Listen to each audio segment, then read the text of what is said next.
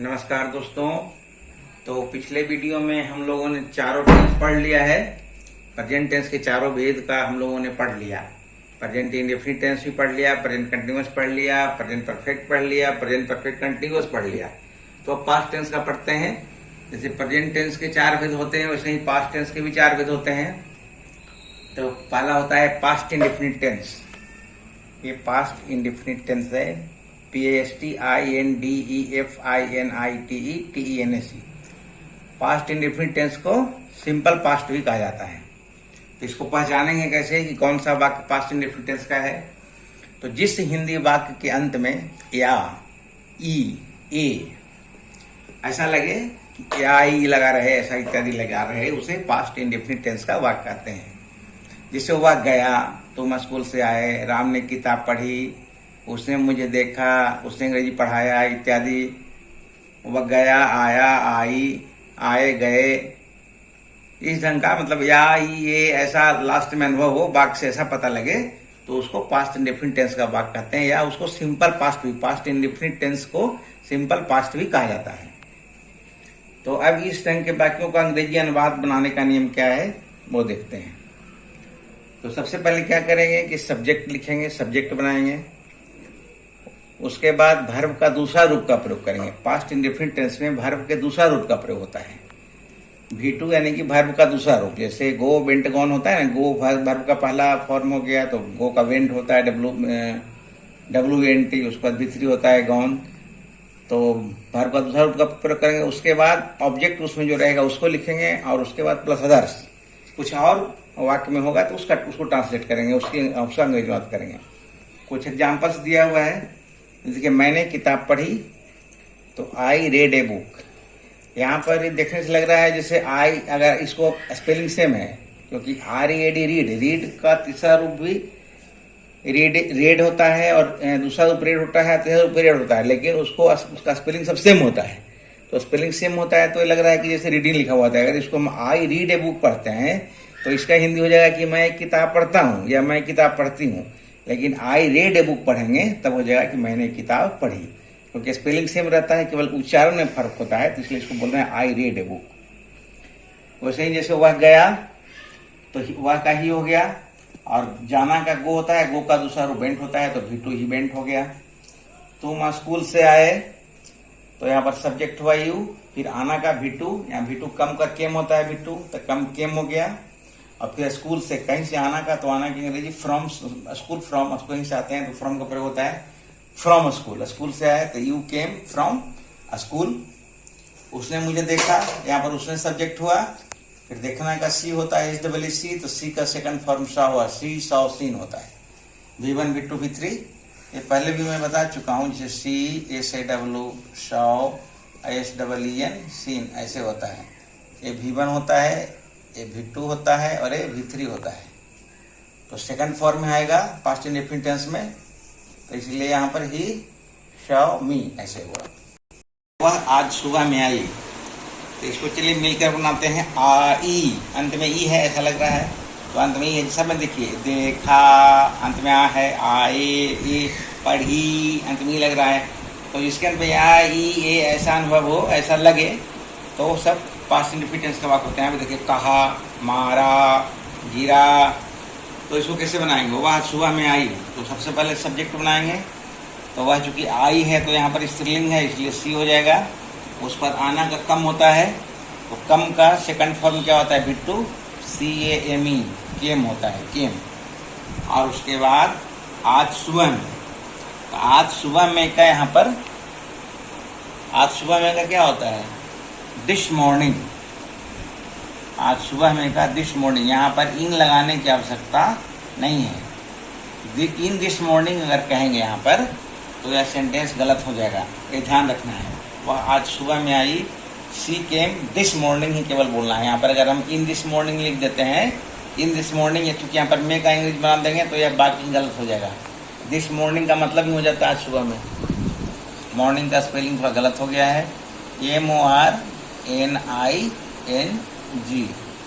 MORNING, she came this morning.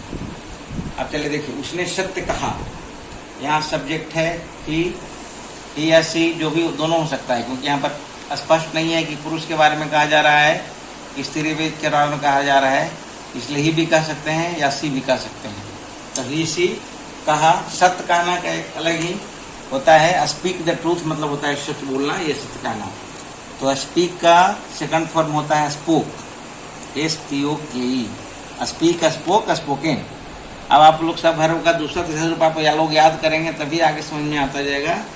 इसलिए speak मतलब speak the truth मतलब होता है सच बोलना या सच कहना। तो उसका सेकंड फॉर्म हो जाएगा spoke the TRUTH, SPOKE the TRUTH। उसने सत्य कहा है, ये स्पोक द ट्रूथ मतलब उसने सत्य कहा है, वह सत्य बोला, ऐसा। राम ने रावण को मारा, ये पास्ट इंडिफिटेंस का हो गया। तो पहले सब्जेक्ट बन गया राम, उसके बाद नियम के अनुसार बिट्टू हो जाएगा। यहाँ ऊपर देखिए, ऊपर दिखाइए, यहाँ नियम है बिट्टू, सब्जेक्ट के बाद Bittu plus object.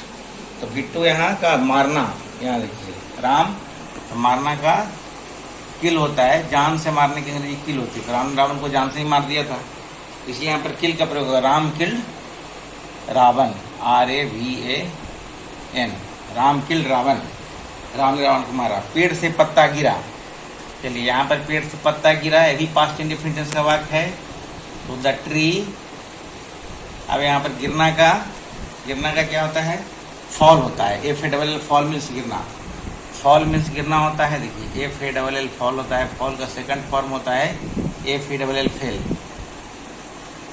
FELL fail, और थर्ड फॉर्म होता है FALLEN fallen, fall fail fallen, FALL fall, FELL fail, FALLEN fallen, fall fail fallen. तो यहाँ पर सेकंड फॉर्म आएगा द ट्री, पेड़ से पत्ता गिरा, कौन गिरा, तो यहाँ पर सब्जेक्ट है ट्री, पत्ता। यहाँ पर देखो, यहाँ पर कंफ्यूज कर रहा था, गलत बन रहा था। पत्ता गिरा, क्या गिरा, पत्ता गिरा, कौन गिरा, पत्ता गिरा। तो पत्ता सब्जेक्ट हो गया, हो ना, ये समझना, बताया था ना, क्रियाकर्ता को पहचानने के लिए क्रिया में क्या कौन लगाकर प्रश्न करते हैं, उसका जो उत्तर मिलता है वही सब्जेक्ट होता है। तो कौन गिरा, पत्ता गिरा। तो द लीफ हो जाएगा पहले, द लीफ, और उसके बाद हो जाएगा फेल, FELL फेल, और कहाँ से गिरा, पेड़ से गिरा। तो from the tree, the leaf, LEAF leaf means पत्ता, फेल फ्रॉम द ट्री। ये पास्ट इंडिफिनिट टेंस का सब वाक्य है, सिंपल वाक्य है, इसको बनाया है। अब इसमें कुछ आगे देखते हैं, इसका कुछ रूल देखते हैं। तो आगे बढ़ते हैं दोस्तों पर पास्ट इंडिफिनिट टेंस में।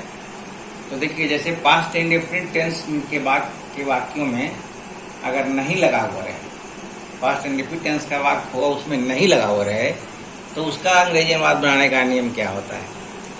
तो उसमें क्या, उसकी अंग्रेजी क्या होती है, उसको डिड नॉट लिखते हैं। उसमें नहीं की अंग्रेजी, जैसे प्रेजेंट इंडिफिनिट टेंस में नहीं की अंग्रेजी डू नॉट या डज नॉट होती है, उसी ढंग से पास्ट इंडिफिनिट टेंस का जब वाक्य रहेगा तो उसमें नहीं की अंग्रेजी डिड नॉट लगाएंगे, डिड उसके बाद नॉट लगाएंगे, ऐसा होता है। तो उसका अंग्रेजी अनुवाद बनाने का नियम ऐसा है, सब्जेक्ट पहले लिखेंगे, फिर डिड लिखेंगे, DID। इसमें कोई पर्सन हो, थर्ड पर्सन हो या फर्स्ट पर्सन हो या सेकंड पर्सन हो, कोई चेंज नहीं होगा, डिड का डिड ही रहेगा। उसमें जैसे प्रेजेंट इंडिफिनिट में होता था कि थर्ड पर्सन का सिंगुलर नंबर होता था तो डज लगता है और बाकी सबके साथ डू लगता है, लेकिन इसमें कोई भी पर्सन हो, कोई भी नंबर हो, कुछ फर्क नहीं, केवल सबके साथ डिड ही लगेगा। तो subject plus did plus not और प्लस वर्ब का पहला रूप लिखना है, इसमें कोई परिवर्तन नहीं। वर्ब यानी कि गो, रन, प्ले, डांस, ईट, प्रिपेयर, अपीयर, जो भी वर्ब है वो मूल रूप में रहेगा, मतलब उसका पहला रूप रहेगा। उसके बाद ऑब्जेक्ट रहेगा, उसके बाद कोई और वो रहेगा तो उसका अनुवाद करेंगे। जैसे देखिए एग्जाम्पल दिया, जिसे उसने नहीं खाया। चलिए इसको बनाते हैं, इससे बनाते हैं, चलो बनाते हैं। तो सबसे पहले उसने का हो जाएगा ही भी हो सकता है, सी भी हो सकता है, क्योंकि यहाँ पर ये क्लियर नहीं है कि किसी स्त्री के बारे में कहा जा रहा है या पुरुष के बारे में कहा जा रहा है। तो ही, सी बनाओ, ही या फिर सी। हाँ, फिर क्या होगा, डिड नॉट, हाँ, did not at, EAT eat, very good. उसने नहीं खाया, he did not eat भी कह सकते हैं, या सी डिड नॉट इट भी कह सकते हैं, दोनों सही है। DID नॉट डिड अलग, ये ध्यान रखना है कि डिड अलग लिखाएगा, नॉट अलग लिखाएगा, एक साथ सटा सटा के नहीं लिखना है। डिड अलग शब्द है, नॉट अलग शब्द है। मैं नहीं गया, चलो इसका बनाओ बनाओ। I did not go. I did not, वो एकदम सिंपल है, इसमें तो कुछ करना ही नहीं है, केवल पास्ट इंडेफिनिट टेंस का वाक्य देख लेना है, तो सब्जेक्ट के बाद सीधे डिड लगा देना है, फिर नॉट लगा देना है, फिर वर्ब का पहला रूप लगा देना है। मैंने नहीं देखा, चलिए आई बोलो। I did not देखना का see. SEE, तुमने काम नहीं किया। यू डिड नॉट, काम करना की अंग्रेजी होती है WORK, वर्क। वर्क का वर्क इसमें भी नहीं रहेगा, डिड लग गया, डू डज डिड किसी वाक्य में लग जाता है तो वर्ब उसमें मेन ओरिजिनल फॉर्म में ही रहता है, यानी कि जीवन में ही रहता है, वर्ब का पहला रूप में ही रहता है। यू डिड नॉट वर्क, आपके पिताजी कार्यालय नहीं गए, इसको बनाओ क्या होगा। Your father ये सब्जेक्ट हो गया your father, FATHER did not यहाँ लिखते हैं ना, डिड नॉट, go to ठीक है, गो टू कार्यालय को अंग्रेजी में क्या office. कहते हैं। Office. ऑफिस की स्पेलिंग होती है OFFICE, ऑफिस की स्पेलिंग होती है OFFICE, ऑफिस मतलब कार्यालय, यहाँ फुल स्टॉप। तुमने एक किताब नहीं खरीदी। यू डिड, नियम के अनुसार डिड हो गया, डिड नॉट, ये ध्यान रखना है, डिड अलग लिखाएगा, नॉट अलग लिखाएगा, एक ही शब्द अलग अलग एक साथ सटा के नहीं लिखना है, दोनों अलग अलग शब्द है। एक साथ लिखना है तो डिडंट कर सकते हैं उसको, वो बाद में बताऊंगा। ही डिड नॉट, खरीदना का BU बाई, परचेज भी होता है, तो लिख सकते हैं you did not by a book, BOOK, तुमने किताब नहीं खरीदी। उसने एक गिलास पानी नहीं पिया, तो ही या सी दोनों हो सकता है ना। क्योंकि क्लियर नहीं है कि पुरुष से है स्थिति है, ही क्या हो जाएगा, डिड नॉट, पीना का ड्रिंक है ना, ड्रिंक का क्या हो जाएगा यहाँ पर, ड्रिंक ही हो जाएगा ना कि ड्रिंक हो जाएगा, क्या हो जाएगा, drink. ड्रिंक ही होगा ना। क्यों, क्योंकि जहाँ पे did आ जाता है वहाँ पे क्रिया अपने मूल रूप में रहती है। हाँ, Do does did यहाँ पे आ जाता है। हाँ, इसलिए गिलास पानी नहीं पिया, ऐसा नहीं कि पिया तो ड्रिंक नहीं होगा, क्योंकि नहीं लगा हुआ है। तो शी डिड नॉट ड्रिंक, एक गिलास पानी को अंग्रेजी में क्या बोलते हैं, a glass of water, a glass of water, WATER, a glass of water, एक गिलास पानी, ए अलग लिखाएगा, ग्लास अलग लिखाएगा, आप अलग वाटर।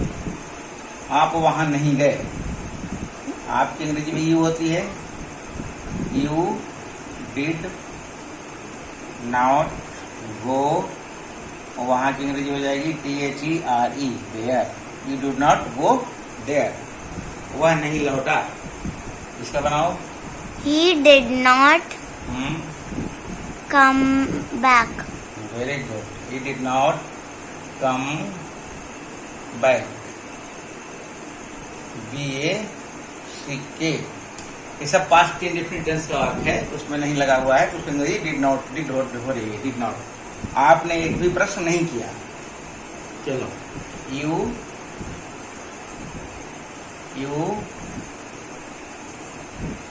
डिड नॉट, प्रश्न पूछना वो होता है आस्क, होता है आस्क, ASK, आस्क मीन्स पूछना।